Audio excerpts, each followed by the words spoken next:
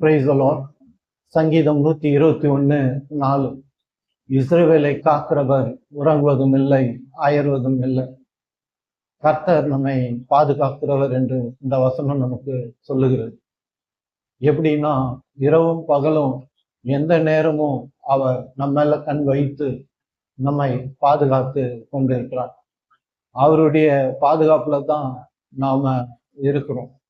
அவருடைய பாதுகாப்பு மட்டும்தான் இந்த உலகத்துல நமக்கு ஒரு நல்ல நிரந்தரமான பாதுகாப்பை கொடுக்க முடியும் ஒழிய வேற எந்த காரியமும் இந்த உலகத்துல நமக்கு பாதுகாப்பை கொடுக்க முடியாது.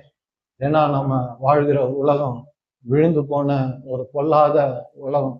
இந்த உலகத்துல பிசாசு, அவனுடைய கிரியை, பாவம், சாபம், நோய், பொல்லாத தீய மனிதர்கள், பொல்லாத பயங்கரமான மிருகங்கள், நம்ம உயிரை கூட அழிக்கக்கூடிய வியாதிகள், நோய்கள், இருளின் சக்திகள் நிரம்பின உலகம் இது.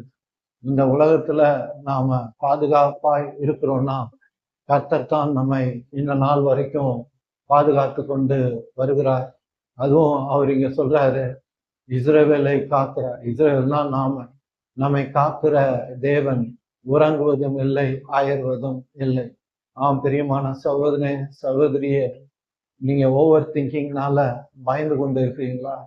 இல்லை, எனக்கு பாதுகாப்பே இல்லை, என் குடும்பத்துக்கு பாதுகாப்பே இல்லை, என் கணவர் தூர தேசத்துல வேலை செய்யறாரு, என்னோட பிள்ளைங்கெல்லாம் தூரமான தேசத்துல படிக்கிறாங்க, வாழுறாங்க, எப்படி இருக்கிறாங்களோ அப்படின்னு நீங்க அடிக்கடி பயந்து கொண்டு இருக்கிறீங்களா? உங்களுக்கு தான் இந்த வசனம் சொல்லுகிறது, கர்த்தர் நம்மையும் நம் குடும்பத்தையும் நம் உடமையும் நம்முடைய எல்லைகளையும் அவர் பாதுகாக்கிறவர் என்று. அதனால பாதுகாப்பை குறித்து நாம் பயப்பட வேண்டியதில்லை. கர்த்தர் சொல்றாரு, நான் உறங்குவதும் இல்லை, நான் ரெஸ்ட் எடுப்பதும் இல்லை, அதனால என் வேலையே உங்க மேல கண் வைத்து இதோ உங்களை நான் பாதுகாத்து கொண்டு இருக்கிறேன். அதுவும் சொல்றாரு, நான் பர்சனலாக உங்களை பாதுகாக்கிறேன் என்று சொல்றாரு. நான் உங்களுக்கு ஒரு உண்மை சம்பவத்தை சொல்லணும்னு விரும்புகிறேன். இந்த நேரத்தில் 2ஆம் உலகப் போரில் ஜெர்மனுக்கும் இங்கிலாந்துக்கும் நடந்தது சண்டை. அந்த போகிறப்போ இங்கிலாந்தில் என்ன பண்ணுவாங்கன்னா, ரோட்டோரங்களில் பெரிய பெரிய பைப்பெல்லாம் போட்டு வச்சுருவாங்க. எப்பெல்லாம் சண்டை நடக்குதோ, எப்போ வானத்தில் எதிரியோட போர் விமானங்கள் பறக்குதோ, குண்டு பொழிகிறதோ, குண்டு போடுறாங்களோ, அப்போ அதெல்லாம் ஜனங்களுக்கு ஒரு சைரன் சத்தம் கொடுப்பாங்க, ஒரு சங்கு சத்தம் கொடுப்பாங்க. அப்படி சத்தம் கொடுக்கும்போது ஜனங்கள்லாம் ஓடி போய் அந்த பைப்புக்குள்ளே ஒளிந்து கொள்வாங்க. அப்படி ஒளிந்து கொள்வதனால தங்களுடைய உயிரை அவர்கள் பாதுகாத்து கொள்வார்கள். அப்படி தான் ஒரு முறை சங்கு சத்தம் கேட்டுச்சு. எல்லாரும் ஓடி போய் அந்த பைப்புக்குள்ளே ஒளிந்து கொண்டாங்க. அப்போது ஒரு அம்மா எழுந்து, என்னால் இந்த பைப்புக்குள்ளே இருக்க முடியாது, ஏன்னா இங்கே ரொம்ப நாத்தம் அடிக்குது, நான் வீட்டுக்கு போகிறேன் அப்படின்னு சொன்னாங்க. அப்போ அங்கே இருக்கிறவங்களாம் சொன்னாங்களாம், உன் உயிரே போயிடும் நீ வெளியே போனேன்னா அப்படின்னு சொன்னாங்க. இல்லை, சங்கீதம் 121:4 காண்பித்து அவங்க சொன்னாங்களாம், இஸ்ரவேலை காக்கிறவர் உறங்குவதும் இல்லை, அயர்வதும் இல்லை.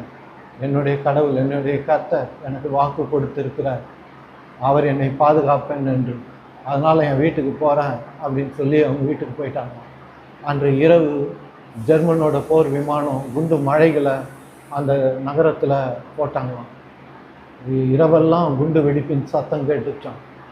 அப்போது உள்ள பைப்பில் இருந்தவங்களாம் பேசிக்கிட்டாங்களாம், பாரு இன்னைக்கு பார்த்து இந்த அம்மா போயிட்டாங்க வீட்டுக்கு, இத்தனை நாள் நம்ம கூட இருந்தாங்க, பாதுகாப்பாக இருந்தாங்க, இன்றைக்கி வீட்டுக்கு போயிட்டாங்க, செத்துட்ருப்பாங்க, மறிச்சிட்ருப்பாங்க அப்படின்னு அவங்க பேசி கொண்டாங்க.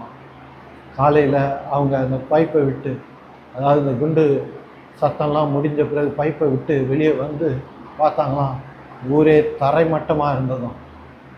அப்போது யோசித்தாங்களாம், அந்த அம்மா போனாங்களே, செத்துட்டாங்க போல இருக்குது அப்படின்னு நடந்து கொஞ்சம் தூரம் போய் பார்த்தாங்களாம். பார்த்தா அந்த அம்மாவோட வீடு மட்டும் நின்று தான் பாதுகாப்பாக இருந்தது. சகோதரனே, சகோதரியே, கர்த்தர் மேலே, அவருடைய வார்த்தையின் மேலே நீங்கள் விசுவாசம் வச்சுருக்கீங்களா?